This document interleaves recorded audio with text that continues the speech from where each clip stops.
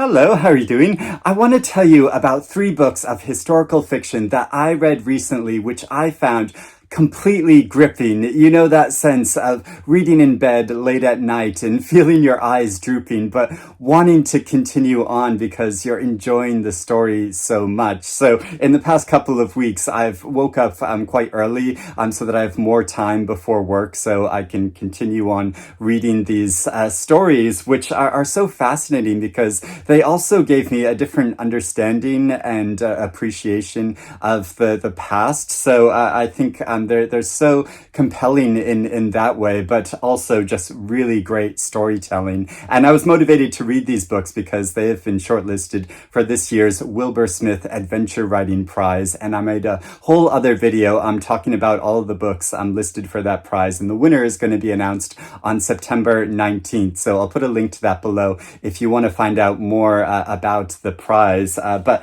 I'm going to talk about each of these three novels in more detail and why I found them so wonderful. So first off, there is Saltblood by Francesca de Torres. And this story is centered around a real historical figure named Mary Read, but there isn't all that much actually known about her life. But one of the things that is known about her is that she did serve in the Navy while under the guise of a man. And so we follow her story. She's born in the late 1600s, and her brother dies, and so her mother raises her as Mark and presents Mary as Mark because of inheritance laws at the time, so that Mary could inherit the money that her brother would have, and but she maintains this gender identity when she becomes a sailor and goes to sea and continues living as Mark and is able to enter into the Navy because of this. But also later on in her life, as she continues to be a sailor, becomes a pirate at one point. And this was true of the real historical figure of Mary Read as well. So quite an incredible life. And the way that this story explores the identity of Mary as she's living these very different lives and very bravely going on these different adventures and living as a man in some parts and then in other contexts living as a woman, and the way it approaches this story in period and asks and answers a number of questions that naturally arise for me of well, how could a woman go be living on a ship in very confined circumstances with many other men, and those other men never realize that this individual is in fact a woman, and it sort of answers those questions in a very logical way, but also gives a very different understanding of what being a pirate is like. I mean, I think I have very stereotypical notions of what a pirate is, and so when she's journeying at one point to the Caribbean and so meets a number of pirates, and then because of circumstances then eventually becomes a pirate, and the actual experience of that is stealing a lot of goods and rather than the chests of gold or things like that, it's gold goods that were being transported to different parts of the world, and these ships were just overtaken, and quite often there wasn't sort of violence involved. It was more just the threat of violence, and then the sailors that were transporting those goods would more often than not just hand them over because they knew that they didn't have the defenses enough to stop these pirates from taking their goods, and it's so interesting seeing the mechanics of that, but also the wars that Mary Read is involved in, the marriage she takes at one point with a soldier that she was fighting alongside when at first as a man, and they became very close together, but then when Mary Read revealed that she was a woman, then it became a romantic relationship. And it's so fascinating how it explores the understanding of gender and sexuality in a context like this, that they have a very strong connection with each other that was formed when her partner believed that she was a man. And I think what's so special in how it explores that is it doesn't really put a modern lens on this historical story, but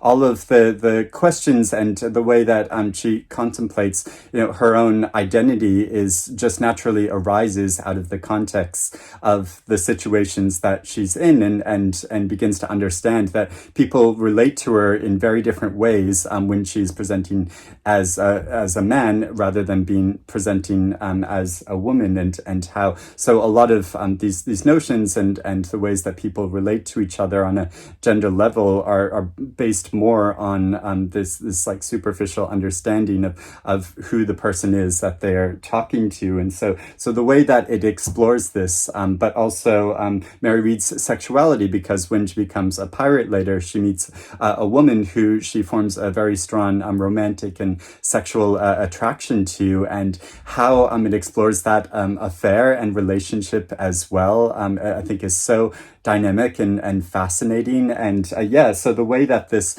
story explores relationships and gender and sexuality in general, I think is so strong and fascinating, but is also just such a wonderful like seafaring adventure tale. And I'm always attracted to stories that are set at sea and ships, and I think I have this like romantic idea of this. So I know the reality of it is quite like harsh and difficult, and this book doesn't shy away from showing these harsh realities, but also is looking at this historical time period and the context of these different wars and battles between pirates and different colonial civilizations in a really interesting way. Because another interesting thing about the way it presents like pirate life is that it's almost like a form of socialism, and often the pirates, they were being better paid than they would if they were like merchant sailors or if they were in the armed forces of a government, and so it's a kind of like alternate society that I hadn't thought of before, that I just had sort of negative connotations before, even though and so it's really interesting how it shows all of these things while also recreating this life. I'm sort of fictionally filling out this life that we don't have too many historical records about, but which evokes it in such a full and fascinating way. And also Mary's attachment to a crow. There's a crow that sort of follows along beside her for a long period of time, and not as her owning the crow, but is more just a companion that follows her around. And it's such an interesting way of like channeling this sense of like an independent individual who is just traveling through the world, trying to live as best that they can. And I found it really like beautiful, like how it presents that relationship as well. So I absolutely loved this novel. The Curse of Pietro Houdini by Derek B. Miller. This story is set during World War II in Italy, and follows the perspective of a 14-year-old who's orphaned because of the war, and is discovered by this very mysterious figure called Pietro Houdini, who is traveling to the Abbey of Monte Cassino, which you can see on the cover here, which is a real place in Italy, which is this ancient abbey that is inhabited by monks and filled with a lot of relics and treasures and artifacts and great pieces of art. And this place came under attack during World War II because German soldiers were sheltering there, and as the Allied forces were advancing through the country, this abbey itself came under attack. And so there was the question of what is going to be done with all of the great pieces of art that that are being held at this place, if it might be come under attack and be destroyed. And so Pietro Houdini travels there with this adolescent in an effort to try to help save some of these art pieces. And there's a real question of like, what is the right thing to do, because the Germans might be taking them away to pilfer and steal a lot of these very valuable art pieces. But if they are left there, yeah, they might be destroyed. So Pietro has a plan to help deal with this in part. And so in a way, it's kind of like a heist story of trying to steal pieces of art to keep them safe. But it's also very much a coming of age tale following this adolescent through this very traumatic period of war. And coincidentally, sort of like Saltblood spends some time presenting as a boy rather than as a girl because of the circumstances, because this adolescent knows that she will be more safe if she presents as a boy rather than as a girl. But then in different circumstances, in different parts of the story, it's more advantageous to be a girl. So it's really fascinating how it follows the formation of this central character's life, and again, like understandings of gender and how people relate to her differently in different contexts, but also in its presentation of war. It's very much like a war story, and there are battles, and it's very dramatic and very tense in different parts, and really harrowing because there is a lot of civilian death and rape and destruction, and because this is wartime. And I think what is especially fascinating about this book is the way that it presents that really there are no winners in war, and there are casualties on all sides of the Allied forces, and the Italians and the Germans, and it gives examples of individuals from those different parties that are able to maintain their humanity, but as a whole, there's so much like death and destruction and really merciless treatment of people through this time. But also it maintains this belief in the power of art and history and these pieces which create so much about our culture and the importance of trying to preserve them. And so, yeah, it's quite an adventurous tale, and made me so fascinating about this location and the numerous treasures. And it's kind of a fantastical place in itself that has many corridors and hidden parts and depths to the abbey, and has so many pieces of history in it that many of the inhabitants have sort of forgot about or weren't logged and just sort of like exist in some basement room. And so it sort of feels like you could find this like great treasure just by sort of digging around. And Houdini, Pietro Houdini himself is such a fascinating character, and how the many mysteries of his life are gradually revealed throughout the story, but also a whole cast and range of characters. They sort of form this group sort of forms this kind of like found family during this period of war in order to shelter from the fighting, and so there's a number of fascinating characters in this, especially one character, an Italian, who was fighting for the Italian forces and found himself embroiled in this battle, which is so dramatically recounted in the story. That scene where he is like at sea, and the ship that he is on, he's been held prisoner on it, and the ship sinks, and he manages to escape, and it is so dramatic, that scene, and really vividly told. And so yeah, I got really involved in this story. Like it took me a little while to get into it because of the way it was presented, and it almost felt like Pietro Houdini was was being like trying to withhold too much about his character. But as it unfolded, I became completely entranced by this story and felt really involved in it. And there is Our Hideous Progeny by C.E. McGill, and this story takes place in the mid 1800s and follows a character also named Mary, but who is the great niece of Victor Frankenstein, and who is a geologist and paleontologist. Both she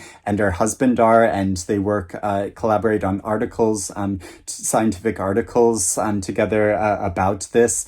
And Mary wants to make a name for herself in the field of science, which of course was very difficult at the time for women. And so she tries to follow in her great uncle's footsteps, in that she discovers some papers of his and discovers what the research he was doing to try to bring inanimate objects back to life. And so she and her husband embark on doing this. And there is such a tense and creepy atmosphere to this story, but also how she forms a bond with her husband's sister over time, which becomes a really intimate relationship. And it's so moving, following the development of their relationship and how that plays out. And but also she and her husband are really struggling with money, and so find this desperate need to try to innovate and form these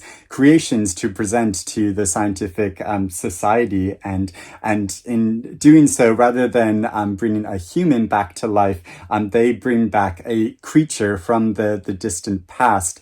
And the way that it presents this, it's both endearing, but also really creepy. And so there's just such a great kind of gothic atmosphere to this story, but also it's a really interesting way of looking at gender and sexuality and the fields of science. And so is kind of continuing in the tradition of that great novel Frankenstein, but also building upon it and giving a different perspective and point of view of a lot of the issues that are kind of touched upon in Mary Shelley's great novels. So yeah, this was such a pleasure to read, and all three of these books were really fantastic to read. And I would love to know if you have read any of these books, or if you're interested in reading any of them now. And it'll be really exciting to see if which book wins the Wilbur Smith Adventure Writing Prize on September 19th. And